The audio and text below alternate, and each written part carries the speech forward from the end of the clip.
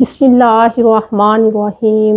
السلام علیکم۔ خوابوں کی تعبیر میں آج ہمارا ٹاپک ہے حضرت یوسف علیہ السلام کے ساتھ قید میں موجود دو ساتھیوں کا خواب۔ سورۃ یوسف آیت نمبر 3 میں اللہ تعالیٰ فرماتے ہیں نحن نقص علیک احسن القصص، ہم آپ کو ایک نہایت اچھا قصہ سناتے ہیں۔ یہ قصہ اصل میں حضرت یوسف علیہ السلام اور ان کی زندگی کے متعلق ہے۔ اس میں نصیحت کے لیے بے شمار واقعات موجود ہیں، اسی لیے اللہ تعالیٰ نے اس کو ایک اچھا قصہ کہا ہے۔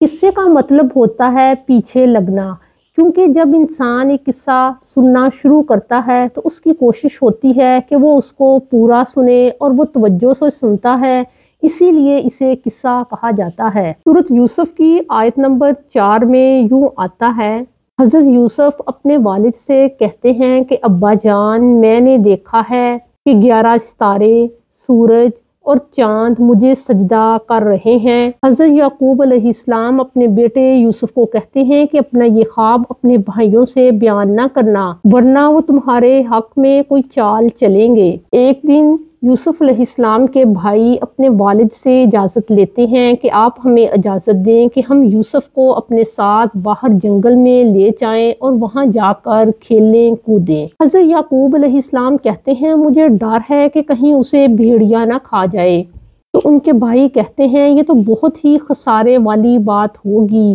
لہٰذا اگلے دن وہ یوسف علیہ السلام کو ساتھ لے کر جنگل میں چلے جاتے ہیں۔ رات کو عشاء کے بعد وہ روتے دھوتے گھر آتے ہیں اور کہتے ہیں کہ ابا جان، ہمارے بھائی یوسف کو بھیڑیا کھا گیا۔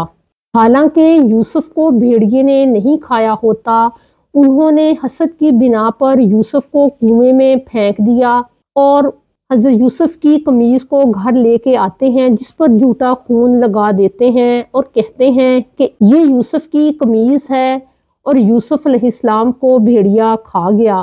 وہ مزید کہتے ہیں کہ ہم دوڑ لگانے میں مشغول تھے کہ آؤ دیکھیں کون آگے دوڑتا ہے، کہ یوسف کو ہم نے اپنے سامان کے پاس حفاظت کے لیے بٹھایا تھا، لیکن جب واپس آتے ہیں تو دیکھتے ہیں کہ یوسف کو بھیڑیے نے کھا لیا۔ اس نازک موقع پر حضرت یعقوب علیہ السلام کمال صبر کا مظاہرہ کرتے ہیں اور کہتے ہیں فصبر جمیل۔ خدا کا کرنا ایسا ہوا کہ اس کنویں کے پاس ایک قافلے کا گزر ہوا، انہوں نے پانی نکالنے کے لیے اپنے ڈول کو کنویں کے اندر پھینکا تو حضرت یوسف علیہ السلام باہر نکل آئے۔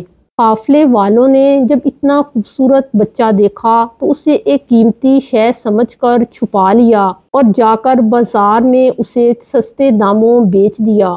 وہاں سے عزیز مصر انہیں خرید لیتے ہیں اور اپنے گھر لا کر اپنی بیوی کو وہ بچہ دیتے ہیں اور کہتے ہیں کہ اے میری زوجہ، اس بچے کو بہت اچھے طریقے سے رکھنا، ہو سکتا ہے یہ ہمیں نفع دے یا ہم اسے اپنا بیٹا ہی بنا لیں۔ یوسف علیہ السلام جب جوان ہوتے ہیں تو اللہ تعالیٰ انہیں حکمت اور دانائی عطا کرتے ہیں۔ عزیز مصر کی بیوی نے انہیں یعنی حضرت یوسف علیہ السلام کو ورغلانے کی کوشش کی اور دروازے بند کر لیے۔ حضرت یوسف علیہ السلام کی قمیض پیچھے سے پھٹ جاتی ہے۔ جب وہ دروازے سے نکلتے ہیں تو دیکھتے ہیں کہ وہاں عزیز مصر کھڑا تھا۔ حضرت یوسف انہیں بتاتے ہیں کہ آپ کی بیوی نے مجھے ورغلانے کی کوشش کی۔ جب اس معاملے پر تحقیق ہوتی ہے تو حضرت یوسف علیہ السلام سچے ثابت ہوتے ہیں اور عزیز مصر کی بیوی جھوٹی اور غلط ثابت ہوتی ہے۔ حضرت یوسف علیہ السلام کی پاکی اور سچائی واضح ہو جانے کے باوجود عزیز مصر اور اس کی بیوی آپ کو کچھ عرصہ کے لیے جیل بھیج دینے کا ارادہ کرتے ہیں۔ یہ دراصل حضرت یوسف علیہ السلام کی دعا اور خواہش کی تکمیل تھی، کیونکہ حضرت یوسف علیہ السلام اس بات کو جان چکے تھے کہ اس گھر میں رہ کر اپنی عصمت اور آبرو کی حفاظت کرنا بہت مشکل ہو گیا ہے۔ حضرت یوسف علیہ السلام جب قید میں جاتے ہیں تو ان کے ساتھ 2 اور قیدی بھی مجرم کے طور پر داخل ہوتے ہیں۔ ان میں سے ایک مجرم بادشاہ کا ساقی تھا اور دوسرا بادشاہ کا باورچی تھا۔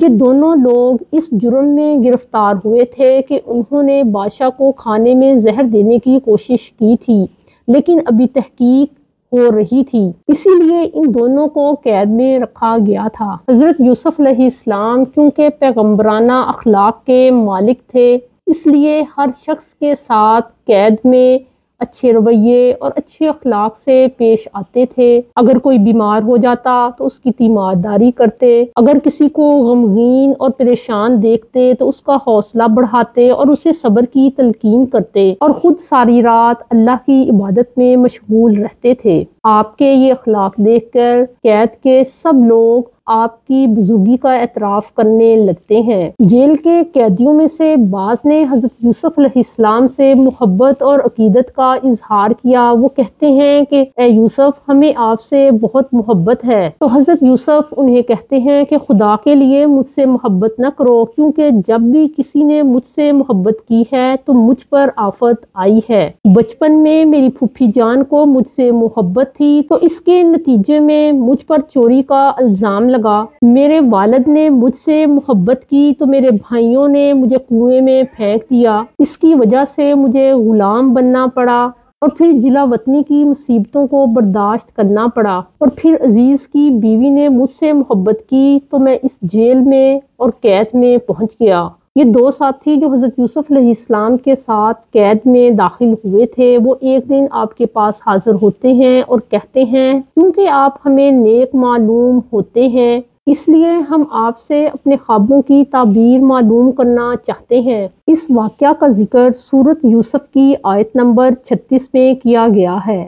اس کے ساتھ دو جوان قید خانہ میں داخل ہوئے۔ ان میں سے ایک نے کہا کہ میں شراب نچوڑتا ہوں، اور دوسرے نے کہا کہ میں دیکھتا ہوں کہ اپنے سر پر روٹی اٹھائے جا رہا ہوں اور اس میں سے جانور کھاتے ہیں۔ حضرت یوسف سے خواب کی تعبیر پوچھی جاتی ہے، اور وہ اپنے پیغمبرانہ انداز پر ان کے سوال کا جواب دینے سے پہلے دعوت اور تبلیغ کا کام شروع کر دیتے ہیں۔ کہتے ہیں کہ کھانا آنے سے پہلے میں تمہیں ان خوابوں کی تعبیر بتا دوں گا، اور یہ جو علم مجھے دیا گیا ہے یہ اللہ کی طرف سے عطا ہوا ہے، یعنی اس میں میرا کمال نہیں بلکہ اللہ کی عطا ہے۔ وہ مزید کہتے ہیں کہ دیکھو، میں نے ان لوگوں کو چھوڑ دیا ہے جو اللہ کے علاوہ کسی اور کی عبادت کرتے ہیں اور آخرت پر یقین نہیں رکھتے، بلکہ میں ابراہیم، اسماعیل اور یعقوب علیہ السلام کے دین پر چلتا ہوں، لہٰذا انہوں نے اپنا مقام بھی بتا دیا۔ حضرت یوسف مزید ان کو کہتے ہیں کہ دیکھو، بہت سے رب اچھے ہیں یا صرف ایک اللہ بہتر ہے، یعنی وہ اس بات کی انہیں دعوت دے رہے ہیں کہ ہم سب کو صرف ایک اللہ کی عبادت کرنی ہے۔ ان کی مزید اصلاح کرتے ہوئے حضرت یوسف کہتے ہیں کہ تم جس طریقے پر چل رہے ہو وہ ٹھیک نہیں ہے، تم لوگ اللہ کو چھوڑ کر صرف چند ناموں کی عبادت کرتے ہو، اور حکم تو صرف اللہ ہی کا ہے، لہٰذا تم اس کے علاوہ کسی کی عبادت نہ کرو۔ یعنی وہ امر بالمعروف اور نہی عن المنکر کا کام کرنے کے بعد پھر انہیں تعبیر بتاتے ہیں، اور یہ طریقہ ہمیں قرآن میں اللہ تعالیٰ سکھا رہا ہے۔ حضرت یوسف انہیں کہتے ہیں اے میرے قید خانہ کے دوستو، تم میں سے ایک تو آزاد ہو جائے گا، اور وہ دستور کے مطابق جا کے بادشاہ کو شراب پلائے گا، اور دوسرا جرم میں ثابت ہو جائے گا اور اس کو سولی چڑھایا جائے گا۔ سولی چڑھانے کے بعد اس کا سر پرندے نوچیں گے۔ یہ تعبیر میں نے تمہیں بتا دی، اب ایسا ہی ہوگا۔ پھر اسی طرح ہوتا ہے کہ ایک شخص تو آزاد ہو جاتا ہے اور دوسرے شخص کو سولی دی جاتی ہے۔ پھر جس شخص کے متعلق حضرت یوسف کو یہ خیال تھا کہ وہ آزاد ہوگا، اس کو کہتے ہیں کہ دیکھو، جب تم آزاد ہو کر بادشاہ کے پاس جاؤ تو بادشاہ سے میرا ذکر ضرور کرنا کہ مجھے بے گناہ قید میں ڈالا ہوا ہے۔ لیکن وہ شخص جو آزاد ہوا تھا، اسے حضرت یوسف علیہ السلام کی یہ بات بھول جاتی ہے اور وہ کئی سال تک جیل میں پڑے رہتے ہیں۔ قرآن میں جو لفظ ہیں وہ یہ ہیں بضع سنین۔ یہ لفظ 3 سے لے کر 9 سال تک کے لیے بولا جاتا ہے، یعنی ان قیدیوں کی رہائی کے 9 سال بعد تک حضرت یوسف قید میں رہتے ہیں۔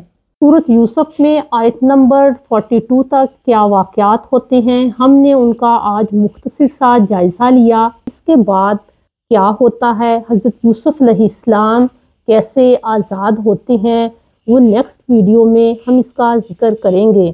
اگر آپ کو اپنے خوابوں کی مزید تعبیرات کو یا انفارمیٹیو ویڈیوز کو دیکھنا ہے تو ہمارے چینل کو سبسکرائب کریں۔